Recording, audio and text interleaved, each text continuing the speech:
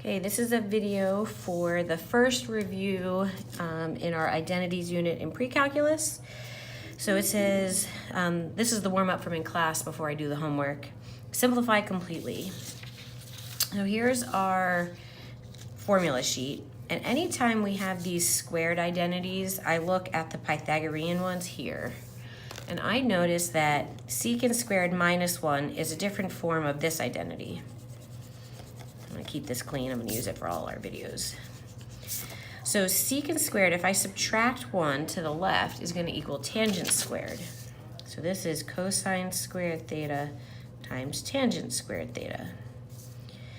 And then to simplify more, I'm gonna change tangent squared into sine squared divided by cosine squared.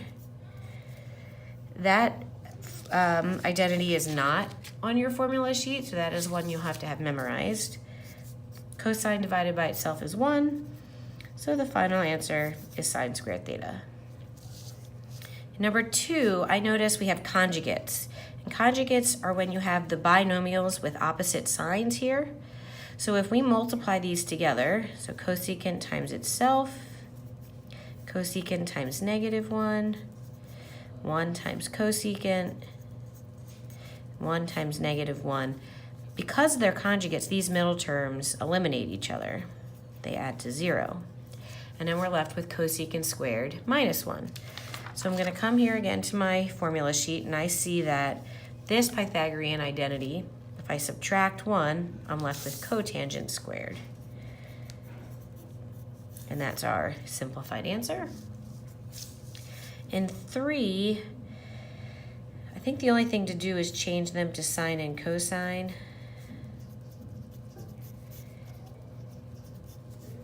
And then cosine divided by cosine is 1. And then 1 over sine is cosecant. None of these identities are on your formula sheet either. Those you have to have memorized. And let's see, in number 4, we have to verify this, and that's subtraction. So I want the left side to simplify to tangent.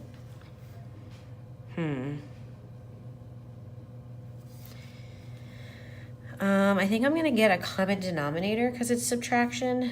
So since this already has sine, I'm gonna multiply, the numerator by cosine of x and the denominator by cosine of x.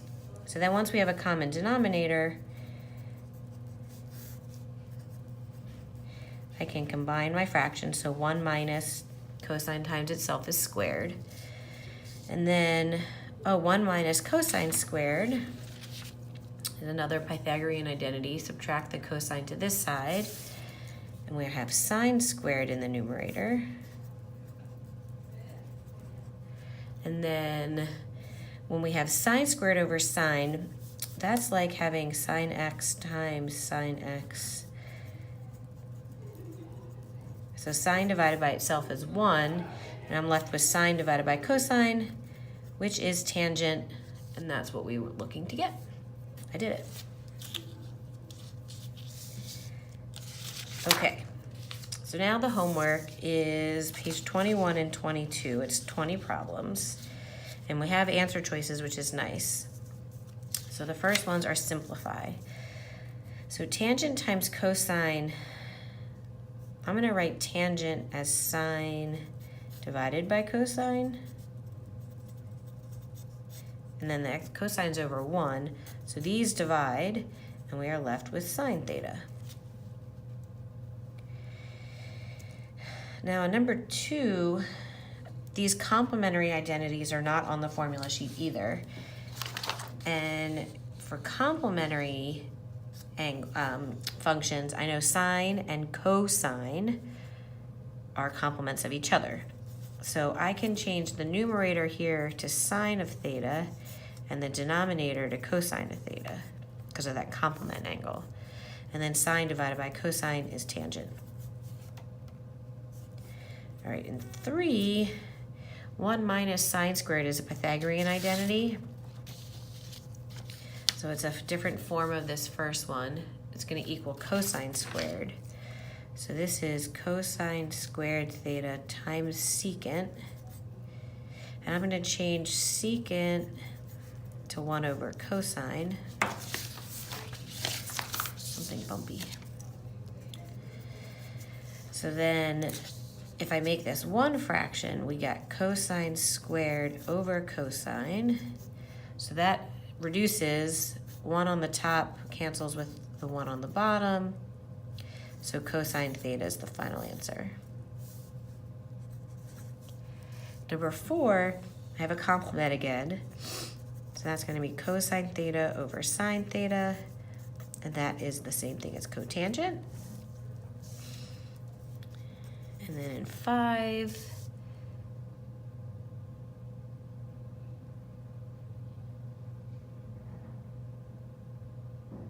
I'm going to, sorry, I was just looking, I don't think my camera rotated. So the video is gonna, I'll figure it out. Okay, so sine squared and then cosecant squared minus 1 is from this identity. That's gonna be cotangent squared. And then I'm gonna write cotangent as cosine over sine. And the sines divide, and we're left with cosine squared. Okay, then the bottom half here just says multiply and simplify. So in number 6, we have conjugates again. So I'm going to do secant times secant. Secant times -1. 1 times secant. And 1 times -1. So these terms add to 0. And then here from this identity, secant squared, when I subtract 1 over, is tangent squared. All right, number 7. We've got conjugates again. If you don't like the distribution method, you can box method to multiply.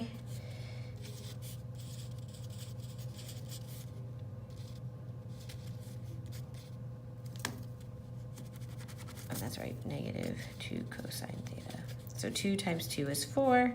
2 times 2 cosine is 4 cosine. 2 times -2. And then -2 times 2. And cosine times cosine. So then I'm going to add the boxes up. So these cancel to 0. Both of these terms include a 1. So a 4. So I can factor out a 4. So factoring is like dividing. So I'm going to divide both terms by 4. And then 1 minus cosine squared from our identities is sine squared.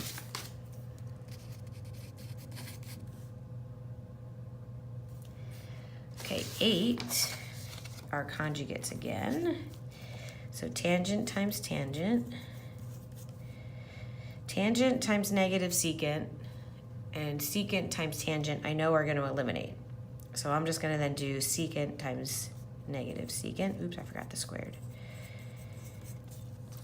So then tangent squared minus secant squared is going to equal 1. Oh, no, it's not. Oh, look at that. Okay, wait a minute.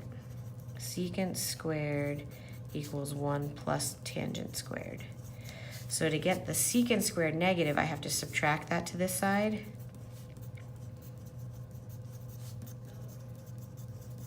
And then to keep this, which is what I want, I have to subtract the 1 over here. So our answer is actually -1. That's tricky. All right, number 9. Oh, a different kind of multiplying. For 9, I have cotangent, so I'm going to distribute that to both. So cotangent secant minus cotangent sine. To simplify, I'm going to change everything to sine and cosine.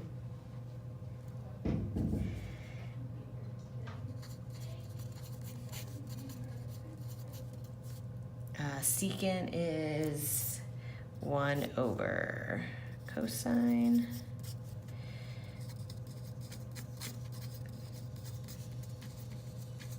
and I'll put the sine over 1. So these eliminate and these eliminate. So we're left with 1 over sine minus cosine. And I'm going to change the 1 over sine to cosecant. Let's see, is that an answer choice? Oh yeah, right here, T. All right, number 10. I'm going to distribute the sine.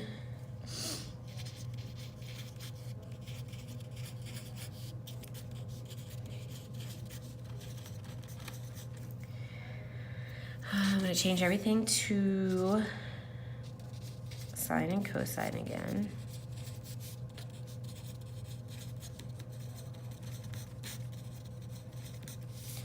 These eliminate, so we're left with 1 plus cosine. And then 11, factor. Oh man, factoring. These terms share a sign. So I'm going to factor out a sine.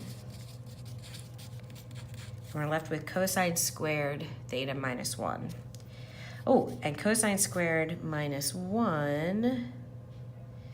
Well, let's figure that out. Okay, here's the identity. So sine squared plus cosine squared equals 1. And I want cosine minus 1. So I'm going to subtract the 1 to this side, and I'll subtract the sine to the other side. So cosine squared minus 1 is negative sine squared. So this is sine theta times negative sine squared theta. So this is sine to the first, and this is sine squared, so they combine to sine cubed with a negative coefficient. So let's see, is that here? Yep, x. Okay, 21 down, page 22 to go.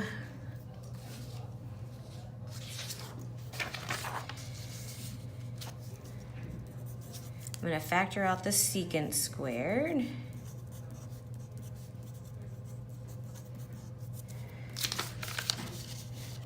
So 1 minus the sine squared will be cosine squared.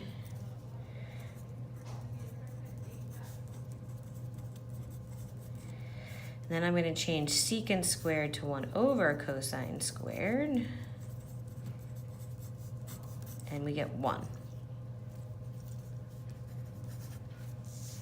Okay, for 13,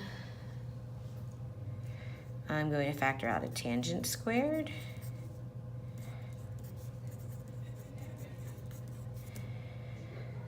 And 1 minus sine squared from here is cosine squared.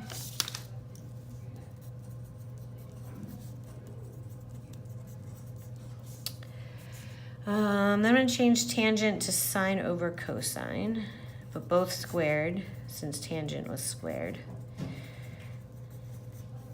These divide, and our answer is sine squared. Ooh, my hand hurts. There's a lot of writing. Okay. Ooh. So then we got 14. Whoa, sixths and fourths and squareds. What do we got here? So if there's, this is, let's look at it like this. So they share 4 of the x's, which was my cosine. So I'm going to factor out cosine to the 4th. So 6 minus 4 leaves me with cosine squared plus sine squared. Oh, well, that's nice because this is 1. So our answer is cosine to the 4th. Okay, and 15, our last factoring one for now. They share a cosecant.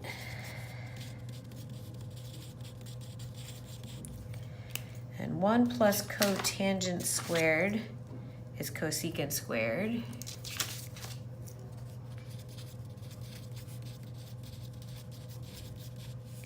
So 2 plus 1 more gives me cosecant cubed.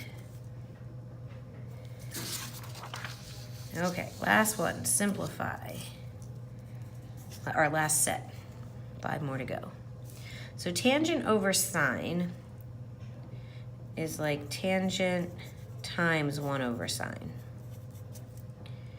So then I'm going to make tangent into sine divided by cosine. These simplify, and 1 over cosine is secant.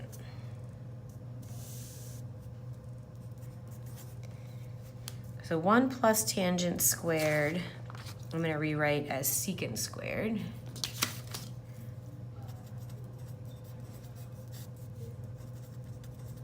Then I'm going to split my fraction up again. So that's secant squared times 1 over cosine. Ooh, and 1 over cosine is secant, so this is secant cubed.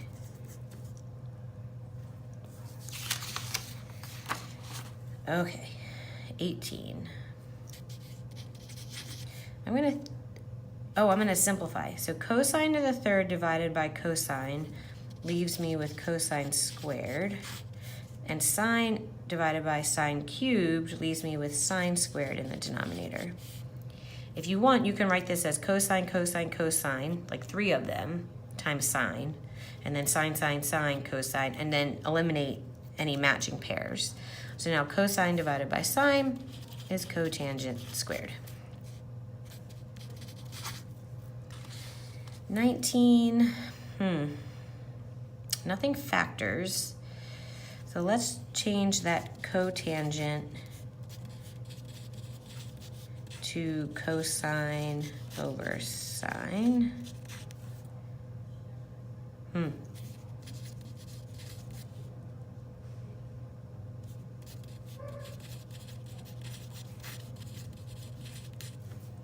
So then cosine times cosine gives me cosine squared. And then the only other thing to do is make a common denominator. This is all over sine. So this is sine squared plus cosine squared. Oh, and that's 1. And 1 over sine is cosecant. Okay, last but not least, number 20. We made it to the end, and it's only taken us 18 minutes. Secant squared minus 1. So here's secant squared. When I subtract 1 over, that's tangent squared times, and I'm going to separate the fraction. So tangent is sine squared divided by cosine squared. Those divide. And the reciprocal of cosine is secant. And now I'm going to go figure out how to rotate the video.